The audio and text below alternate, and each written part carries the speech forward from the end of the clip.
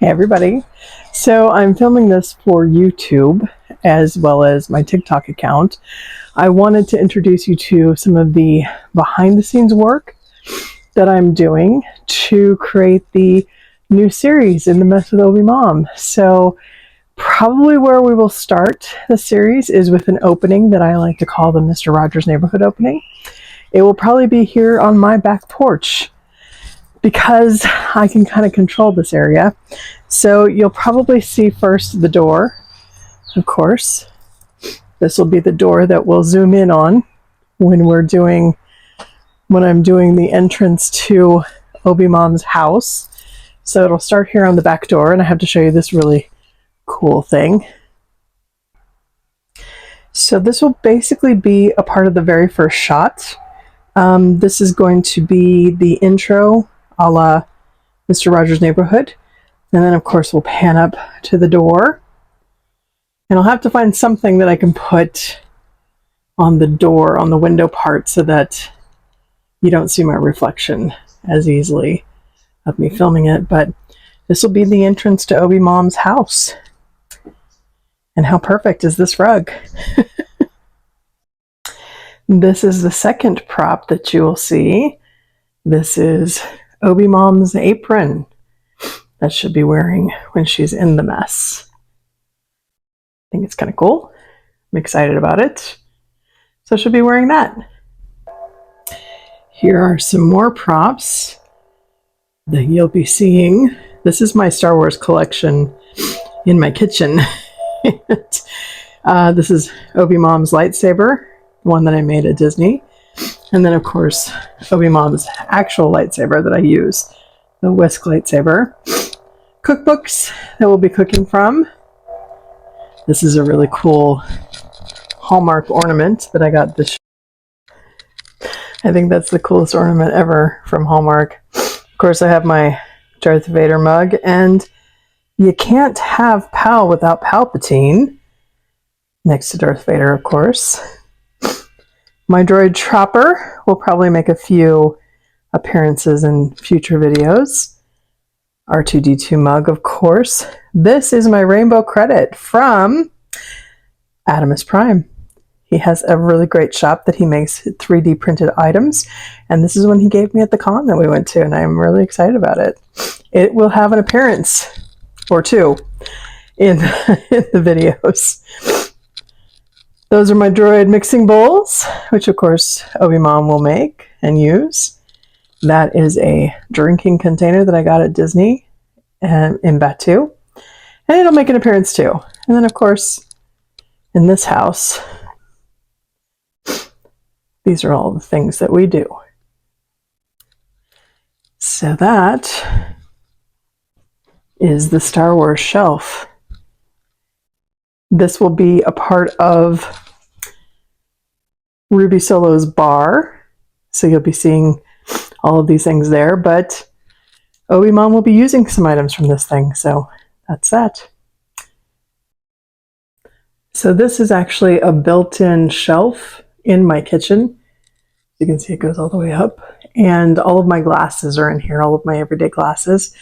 But I bought some new ones specifically for the bar because I wanted some that were kind of unique. So these are the new glasses, and I love these.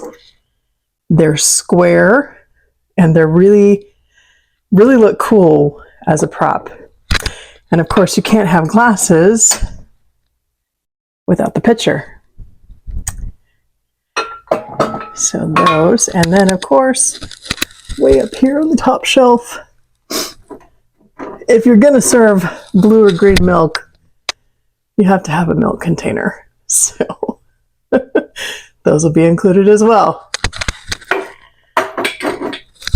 So that's all of the glasses. Everything that you need to make an interesting and delicious mocktail for your guests. So this is my current kitchen setup.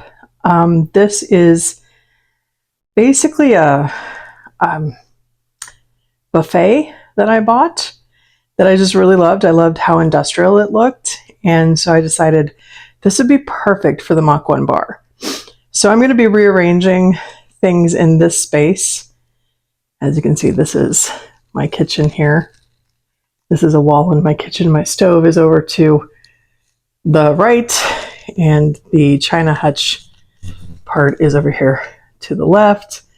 So I'm going to put a little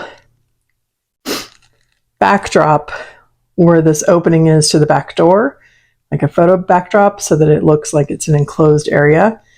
There'll be a table in this area here.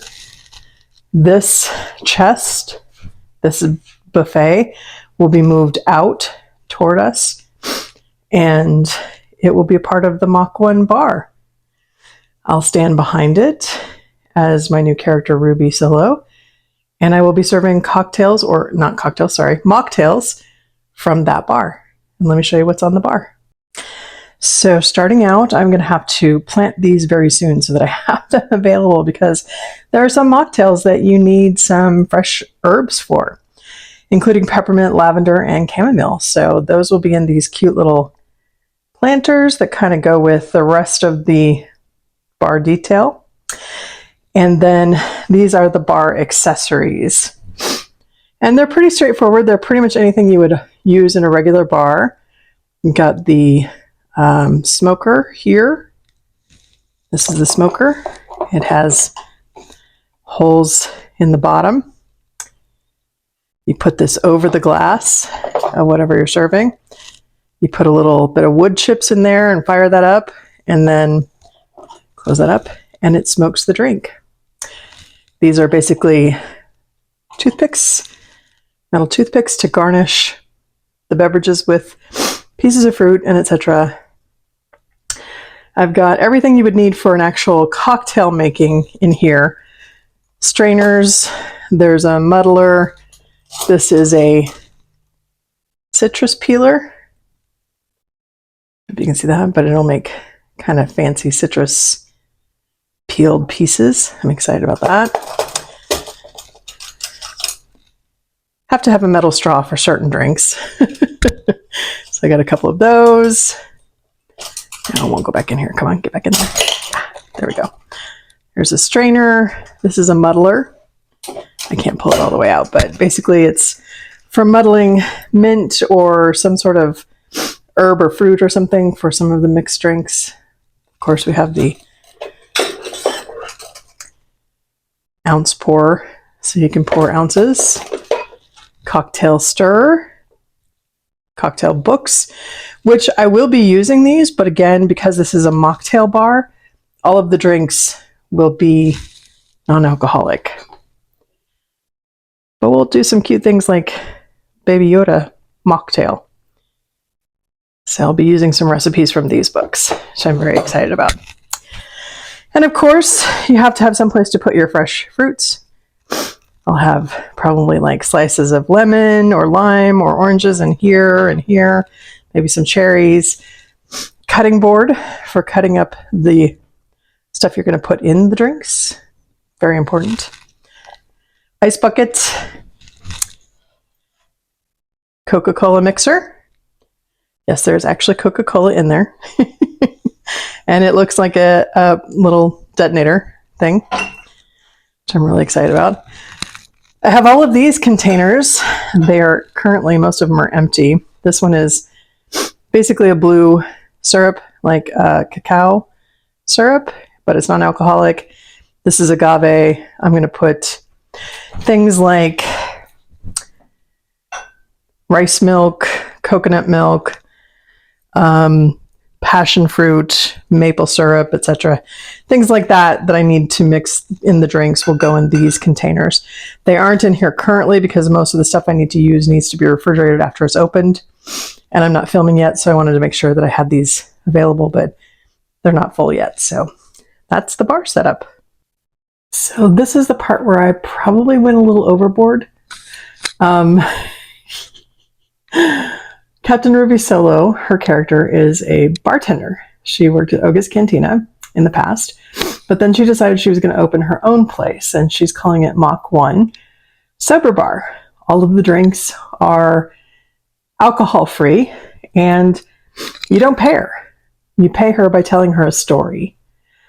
And there's a reason behind that, and you'll find out a little bit more about that when the series starts, but she doesn't ask her patrons to pay her any credits for the drinks that she makes for them. She asks them 3 questions. Based on the answers to those 3 questions, she will make you a mocktail.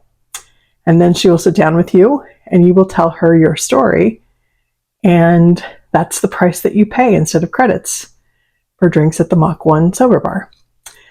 So, of course, we had to have a sign, and this sign will be hanging behind the bar. It's probably not something that most people will notice, but I just like the idea of having the sign there, and this is the design that all of you on TikTok decided was the sign that you wanted to see. Now, there's a little bit more to Ruby's story, which you will probably see these pictures in the background. And you're probably going to say, who the heck is that guy? Who's that girl? This is what I'm hoping Ruby Solo will look like. I'm trying to emulate this red-headed woman. But I did AI and came up with what I thought she probably looked like when she was younger. And the man in these pictures is someone that she's looking for. She knew him during the Clone Wars. She was very close to him. And right after the Clone Wars, he disappeared. That is my favorite picture of them together. I don't know if you can see that. But that's going to be on the shelf behind the bar, kind of as a reminder that this is why she started the bar, so that she could hopefully find him. And I'll give you a little closer look at some of these pictures. This is all done on AI, of course. And then there's that one too, which I thought was pretty cool.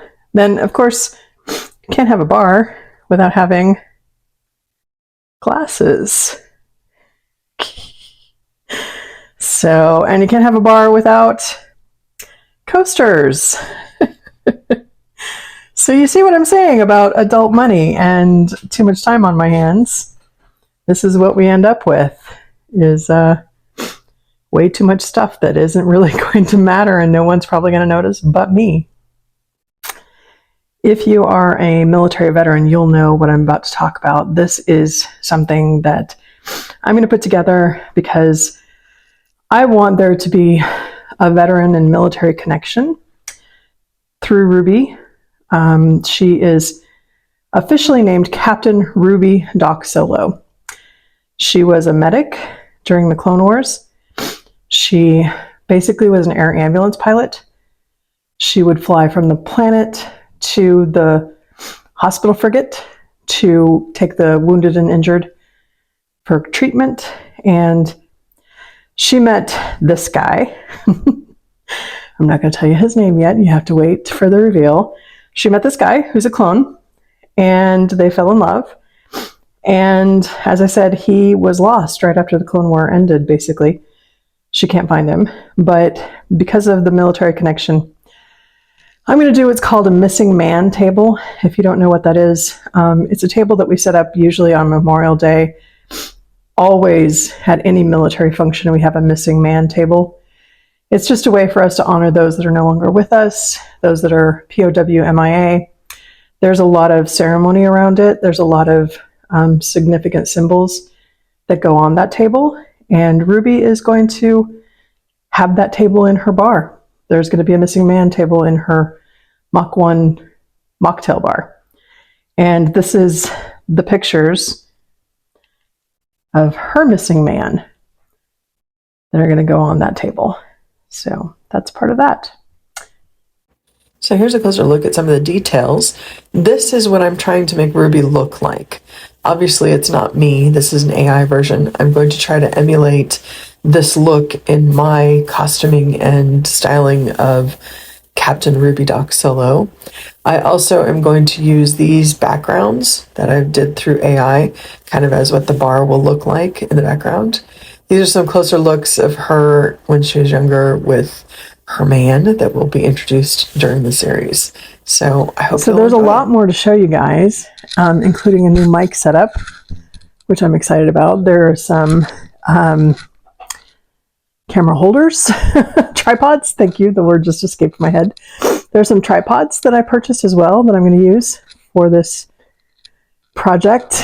And there's a bunch of costume stuff that I'm not going to reveal yet. I will hopefully show those to you tomorrow. I have some things that I need to wait to arrive, and some things that I kind of want to keep secret until I reveal Ruby and everybody else in the new series. So yeah, so stay tuned. May the 4th is coming up quick. I got to get all this work done, but I think it's going to be fun. I think it'll be a good time. I think you guys will enjoy it, and I hope that you enjoyed the tour of just a few of the crazy things that I've spent my adult money getting. Mocktail bar. This is Ruby herself. This is the rendering that I've done that I'm trying to emulate in my costume of her. Obviously, it won't look exactly like this because this is an AI version, but this is what I hope the character will look like when I bring her to life. These are some potential backdrops of what I think the interior of the bar will look like. And this is a close-up, better version of the mystery man in Ruby's life that I thought you might want to see. And I just love this picture. I think it's really cute.